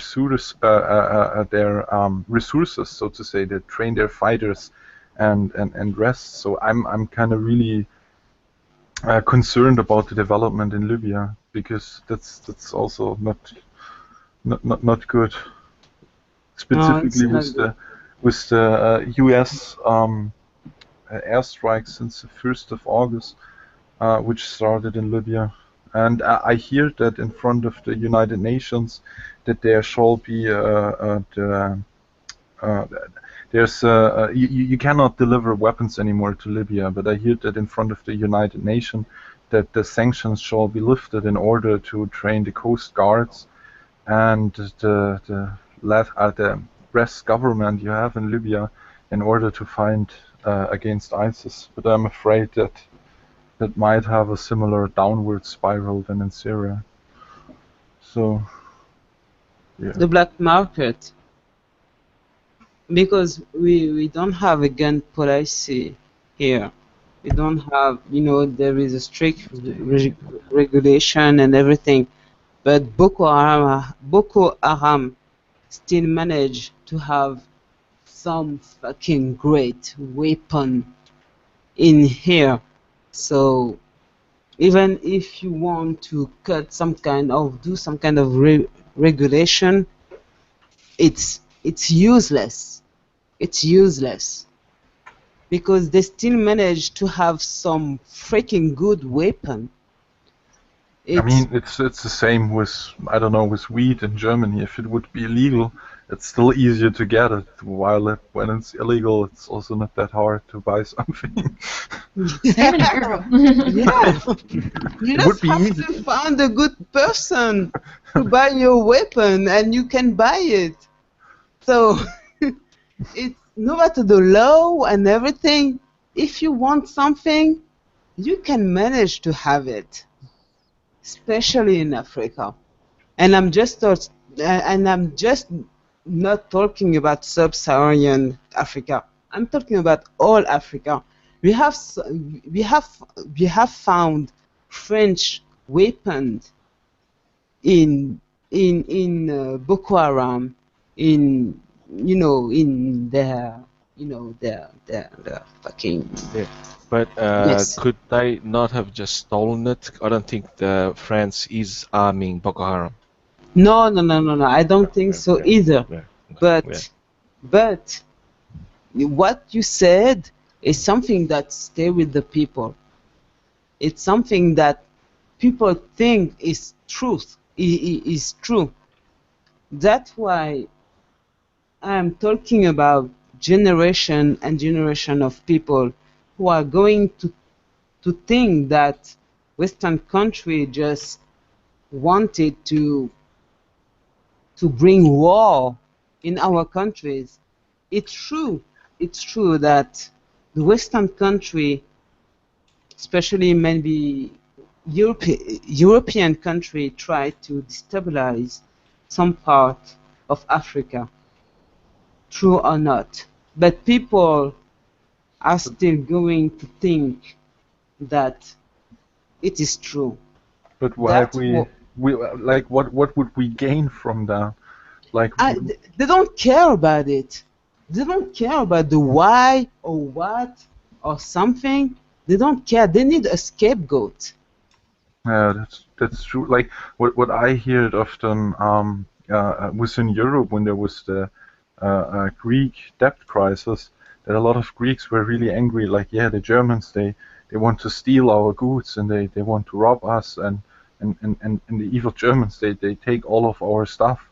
And I was thinking like, I also don't like how my government is hard who's lending you money, while how to say, like, what does Germany like gain from getting something from Greece out? Like, there's not really something to gain. Where I'm then like, I can get that you need somebody to blame for it, but it's so often just not logical. Like, it doesn't make sense. They don't care about making sense.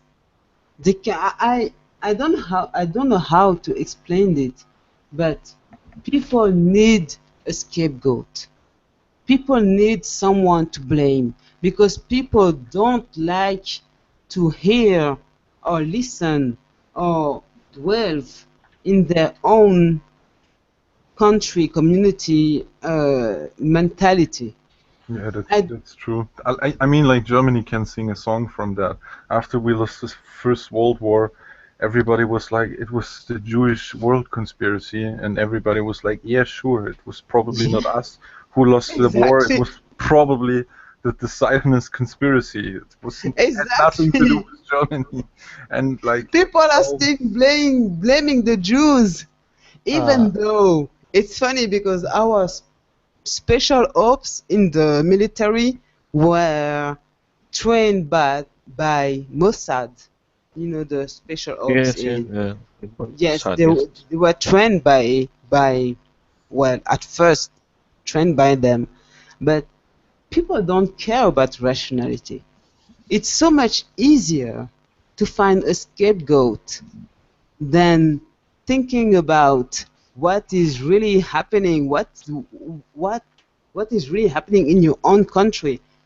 The many time, so much time I have been smeared and insulted because I was just saying that maybe, just maybe, we need to see in ourselves and how corruption have reached so many parts of our society. I was insulted and everything, and people asking me for solution and everything. People don't like, especially when you come from another country. Even though I am Cameroonese, I have my passport. I have still the nationality. But since I have lived for 18 years in France, people still look at me as a foreigner. So they don't care about what I'm saying. People don't like, they hate when someone outside of their group or whatever come and told them some truth. And I'm from an ethnic group that nobody likes, apart from my ethnic group. But so I can't even, if people know that I am Bameleke, it's my ethnic group, people will really stop listening to me. So it's really hard. People don't care about rationality. They don't care about that. They want to have a scapegoat. They want to have something to blame. And right now, the Western countries are the served on a cake scapegoat, especially when they manage to fire on fucking refugees and hospitals and everything.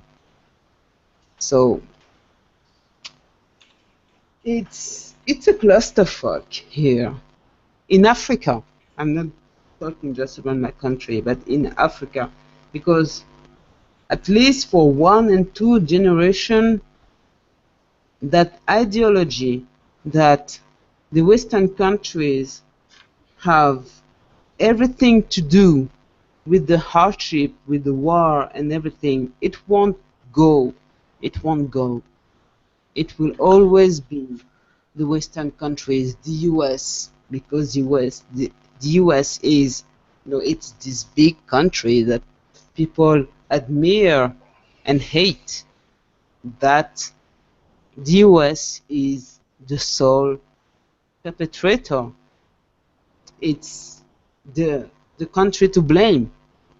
There is hate, so many hate for the US, so many hate, and France, so many hate for France. I don't know why France, apart from I know Algeria, what they did in Algeria, I admit that. Well, I know that. I don't have to admit it because it wasn't me. They did kill a lot. They did. It was bad in Algeria, but in the other African colonies, the French weren't that bad. Oh, they were bad. No, they weren't that. I'm not saying they weren't. In my ethnic group, they did a genocide. I know. Yes, no. I'm not saying they were not bad. I'm saying they were not that bad. Belgium is probably the worst country to have a colony in Africa. Zaire, Congo now. That was Jesus. That was fucked up completely. Oh, Rwanda. Oui, Rwanda. Well, and Rwanda as well, because that was also French. No, it was Belgium. Yeah, Belgium. Yes, exactly. Yes, thank you. In Rwanda, it was Belgium. But people will just talk about the French because this is the language. Because this is what we learn. The Belgians are only good for the potatoes, for fried potato chips that they invented. French fries are Belgian fries, everyone. Oh yeah. And I wanted to make some fish and chips today, just to appropriate some European culture, but I ended up just making some kebabs again. Just go buy a hamburger. I just made kebab. No, I don't do hamburgers unless I am very, very, I would say desperate, and I have nothing else. But our kebabs are way more superior than your lousy burgers. I know. Oh, we know. Yes. One thing. I never said our burgers were good. Kebab, I understand that it was Turkish. Oh, you have not just said that. No. Oh, you have not just said that. What do you mean, friends? That it was more Turkish than Arab or whatever. No. Being on kebab in France. Habeeb was triggered. Triggered. Even I, as a kafir, know that kebab is not Turkish. Kebab is Middle East. Even Israel has kebab. Even Greece has kebab. They call it souvlaki. Yeah, Greece. Most of their food is just Middle Eastern anyway. It's a mix. And to be honest, yes, my country is not the origin of kebabs. I come from Saudi Arabia originally. Kebabs originated in the Levant, which is the area that is modern-day Syria, Jordan, and Lebanon. Lebanon, Israel, and Palestine. Palestine, all those countries. Oh. So Turkey is not one of them. No. Yes. That's true. I take my food very goddamn seriously. More seriously than that fucking Constitution. On Twitter. Habeeb posting fucking. Well, when I am at work, it's been a time when Habeeb were just poking. He was just posting pictures of food. Food. Here's the difference. By the way, like even the food porn account kind of noticed my account, and they retweet some of my tweets. I got Chef Ramsey noticing some of my tweets as well, which is kind of weird. Ramsey? Because I don't just post pictures of the food. I add an explanation of what the food is, when it's been served, who serves it, what kind of spices go into it, and where its origins are from. That's how much I know about food, and that's how much I love it. And yeah, sometimes people just message me and go, like, do you have a recipe? I'm like, I have one ready for you right now. There you go. Wow, I need that in mind. I'm happy that you stopped posting those pictures. No, don't stop. I'm not so stopping. fucking angry and I see those pictures. I'm like, okay, I want to eat. I want to fucking eat. It seems so yummy and everything. The thing is, like, it even makes me hungry, but I don't care. It's just No. How can't you care? Porn. No, but I know that feeling. Here. Like in the feed, you see then a tweet from Habeeb, and you think like, okay, like I'm hungry now. Thank you. I love you. I don't know. Back to the whole Turkey thing, the whole thing that we started with here. Yes. Now, reading the Constitution, it seems that the president has no power whatsoever in amending the Constitution, and even the Constitution after it's been decided by the Grand Assembly, which is kind of a parliament thing, it has to be approved by the judicial system as well. It's weird, and it seems like a very convoluted thing, and just 2/3 of the Assembly has to agree, has to draft it, and they have to agree on it. And that's just for amendments. They don't have the power to actually change it. Erdogan suggested that they would gather around and get all the powers in the country, and they draft a whole new constitution back in 2015. And everybody was like, no, not going to happen. And by the way, even if he would right now, before his elections, go like, hey, let's start a new assembly from zero, and let's start now on even drafting a new constitution, it will not be ready by the time the next elections come out. It won't. I know how governments work. It just won't. So it won't happen overnight. So the idea that he can change the Constitution is so weird to me. Oh, hold on, I'm still talking here. Sorry. All right. The idea that he can change the Constitution just because he is a corrupted fucking bastard is beyond his powers. And he might dream of having such powers, but I very, very highly doubt it. So I'm not worried that he's going to turn it into a dictatorship as much as he's trying. He might have a new tricks under his sleeve. Yeah, he might try to invoke his own military dictatorship, with his own private army. That could happen as well. But so far, to do it by the Constitution is not within his power, at least from what I have been reading right now. I mean, maybe he's hoping that, so to say, the purge he has now of some elements of the government, that might be enough to get, so to say, a soft influence to get re-elected. Even with the purge, okay, he purged what? He purged the army, he purged the judicial system. He doesn't have the authority to purge the parliament. Yeah, that's true. So, and the parliament are the ones who are drafting the amendments. To corrupt them. Habib, I'm reading now page that you said 120 of the 124. An amendment is changing the constitution, by the way. Well, an amendment is basically adding another thing to it, but it's not in a way to change it. Amendment can change it. Can't change the same. It's like the Third Amendment. It's changed laws. You had the amendment, the law that had prohibition. Then you had the 130. Hold on. When I say amendment is different than change, it's a very, very specific legal term. Yes. Because changing means I'm going to delete that entire section and I'm going to write it again. And when it's saying, they're like, okay, this is what it is, and then go like amendment number whatever, and this is how it's written in the Constitution itself. Sometimes they summarize it and go like, this is how it was written after the amendment. But the original text is always preserved. When it says change, it means backspace, delete it, write it again. Legal and constitution have no power when money is the key. Let's get back to this. Look at the American Constitution.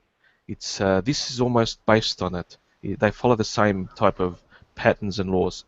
They had the 120th, which was the Constitution amendment that prohibition is based on. I can't remember the actual. I don't really know much about the American Constitution, right, to be honest. Exactly, but they introduced that law into the Constitution. 2/3 of the states of the United States of America had to vote it before it became into law. It happened, right? Then, some years later, it was not working. They introduced another amendment cancelling that one. See? Yeah, You just have to say, I cancel this law as an amendment. That's what an amendment is. It's to cancel like I said, a law. it's a technical term. That's why I said it can be amended and not changed. But it's basically the same thing. And in the end of the day, it's the same thing, but it's not the same term. And I know. I mean, I guess I worked in banks for too long, so you just Legal and constitution have no power when your leaders. But when you're in a secular nation, they hold more power than you think. I don't really believe that a country like Turkey, a country that actually introduced modern law, would succumb to such a thing. I hope so. I really it's hope not about so. hoping so. It's just judging by history, and no, it's not like hold on. Let me. Okay, you said something. Let people reply to you. Turkey hasn't had like its first coup. It's had its military dictatorships before. It's had its dictators before, but the constitution was always held on a higher place. Even during the Ottomans, they respected their word of law. It is part of who they are, and I don't really believe that just one person was Erdogan and his, I don't know, gang of thugs. Just call them a gang of thugs would be able to change that. If he has enough money, I am not saying that some shady or something. Enough money, but really, from where?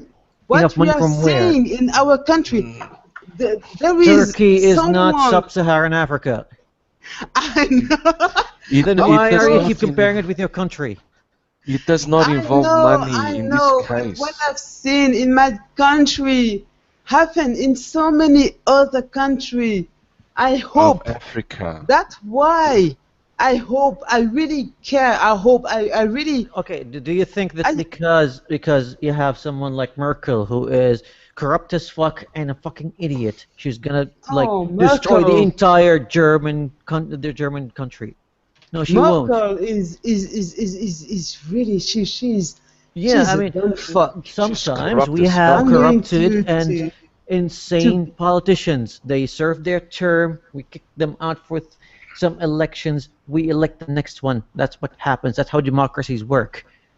Just because someone is a shithead and corrupted, they're not going to destroy the entire country.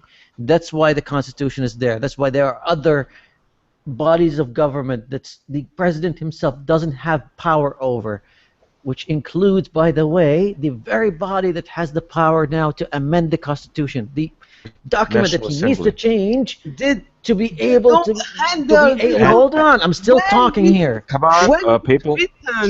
Their livelihood, their family, and everything, they won't hold. They will bow. All right. So, okay. He's just going to buy himself a new constitution. Is that what you're saying? No, please let people speak. Sorry, honey. Go on, Habeeb. I mean, I don't really believe he has enough money to buy a new constitution. No one has that kind of money. That's just kind of absurd to claim that. And I'm sorry, but not every country is like sub-Saharan Africa. Not every country is like one of those banana republics where you have one tyrant that rules them all. It doesn't work that way. She has to unmute herself now. Shit. You can unmute yourself, Nono. I like to people to have each one can have a say, but I don't want people talking over each other. No, you have to unmute yourself. Click on your icon on the bottom right. Yeah. Oh, now we have a problem. Yeah. On your icon. With the purchase in the education department, eventually, I would see there an ideological battle. Eventually, he want to give the fundament for the possibility that Turkey looks away from the West. But when you take a change in the education department, even that takes the one or other generation to be applied. You know, I hope I don't. Yeah, that's. No, I understand what you're saying. Actually, I got a nice comment on my Twitter. It says because I asked another question, was like, do you prefer Erdogan as a tyrant, or to have a military dictatorship that never leaves? And one of my comments was like, if it employs a banana republic dictatorship model, can we call it a kebab republic? No one gets the joke, funny. really? I did. So that was funny. That's like the worst crowd ever. Like complete silence. They don't get it. They don't get it. Yeah, the thing is, with a benevolent dictatorship, like in China, the personal can very well also change. Like if you have the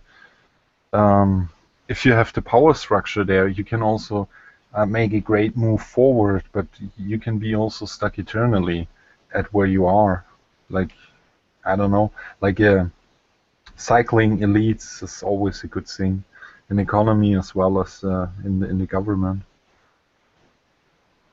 You know, I'll be back in just a second. I'll walk to the balcony for a cigarette. Do you think he's still there to unmute himself? Oh, I don't know why she doesn't click on her icon. Yeah. Maybe she That's doesn't what I'm know. wondering. It's her first hangout. No. If you okay. If you can hear us, type in the chat, the private chat here, or any other chat. I'm sorry, I didn't want to do it. I had to. I told her on Skype, no, I told you on Skype in case you have that open, how to unmute yourself. It's that little microphone that has a little cross thing. Click on that. It should be red. She's probably sulking. Oh, I hate my. There we go. Oh, good. You made it. You made it. We can hear you. Everybody held their breath. I'm sorry. I'm sorry, Nono, but I had to because I like people talking one at a time. It's a bit better. Do you see? I hope you forgive me. No. It's okay. It's okay. Yeah. Really, I don't. Sorry. It's okay. No, yeah. don't say sorry. It's But true that I I sometimes just. I What know else? how you feel. I used to be the same, and now I shut myself. That's why I let people talk most. But Turkey, I've been reading some of the constitution, and Habeeb is right. Habeeb, that thing here is right. It's very difficult for the constitution of Turkey to be changed. It's difficult, but it's not impossible. And I know he's Yeah, it having would take a while. Yeah, I know he's having a smoke, but and he won't hear my explanation. But I don't care. I'll talk to him afterwards. Anyway. I can hear you. I have wireless headsets. Excellent, Habeeb. Thank you. Good. This is my point of view. He directly cannot change the constitution, but he's putting people in the national constitution, which is the parliament, which I interpret, right?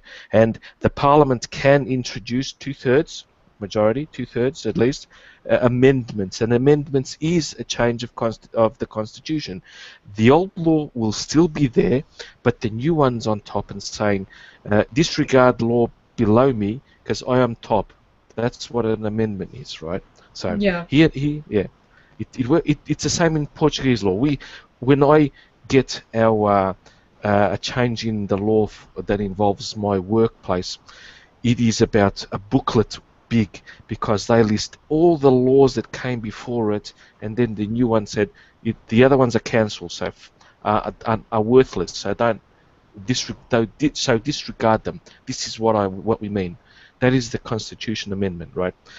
He can do that, but then there can also be another thing. That law could go to a what the Brexit had a popular vote. Shit! Come on, brain work. Someone help me. What? Sorry, man. Have to go through a referendum. A referendum, yes, thank you. Jeez, what the fuck you guys, the other people are? Oh man, I'm disappointed. Thank you, thank you. The referendum. I worked with lawyers for 8 years, man. So yeah. Yeah, but I just didn't know the word. It wasn't coming out, and I've been fucking following it all the time. No, the it's fine. referendum, and it just needs a majority of 1 to pass the amendment to a constitution. So I see Erdogan using this coup attempt to put 2/3 or more, a little bit more than 2/3 support in the parliament to amend the constitution to make him a bit more powerful. I'm not going to say directly a dictatorship because I don't think he's that stupid. I don't think he has that much power anyway. I mean, yes, he is trying to cling to as much power as he can, but I don't think he can actually pull it off. I don't think he has enough time to get that much power. Oh, he not has. that either. He has the time. He has the time. Yeah. He's got like 2 more years. Yeah, exactly. He'll do it before. If he'll try to do it before. But that's before. We will see how it unfolds. I mean, we can just make speculations here. However, my money is on he won't be able to pull it off. Yeah. I hope so. Yes, I'm betting that because of 2 factors. If Europe has enough balls to say fuck off, calm down, you're becoming a dick. We're not gonna give in to your demands. And second one is the economy. If it doesn't grow, the people will be not happy. They will easily forget. Oh, we had an attempted coup. I was almost shitted on, but then they'll look, fuck, I don't have any money in my pocket. Fuck you. And you see? Too easy. I think, which is also to be considered, a lot of the capital inside Turkey comes from United States and Europe. So partially, the economic success is simply also tied to the West to an extent. Do you remember when he first started firing people left and right? I think the Western, I think governments all around the world, not just the Western governments, they were telling Erdogan like, you can clean your house, but respect the democratic laws of your country. Yeah. In a very stern kind of tone. They're like, respect the democracy of your country. Because I think that tone enough is going to keep him online because he's in a very touchy situation. He is still under fire from Russia. He is still trying to make it work with the EU, yet he's still not really meeting a lot of their demands. And the Americans are not so happy with him. So, yeah, when they all send the same message like, hey, democracy, don't ruin it, I don't think he has the balls to. No, I agree. I hope so, yeah. 5 more minutes, people, and we'll end the stream. Okay. Yeah, I'll give you guys about 2 more minutes to talk, and then we'll say goodbye to the chat and that. So yeah. I agree with Habeeb that he doesn't have the balls, he doesn't have the power, he doesn't have the base. His economies depends on Europe, and he's trying to push forward before the American general elections to decide if it's Hillary or Trump. Either way, it'll basically be the same. They'll be the same.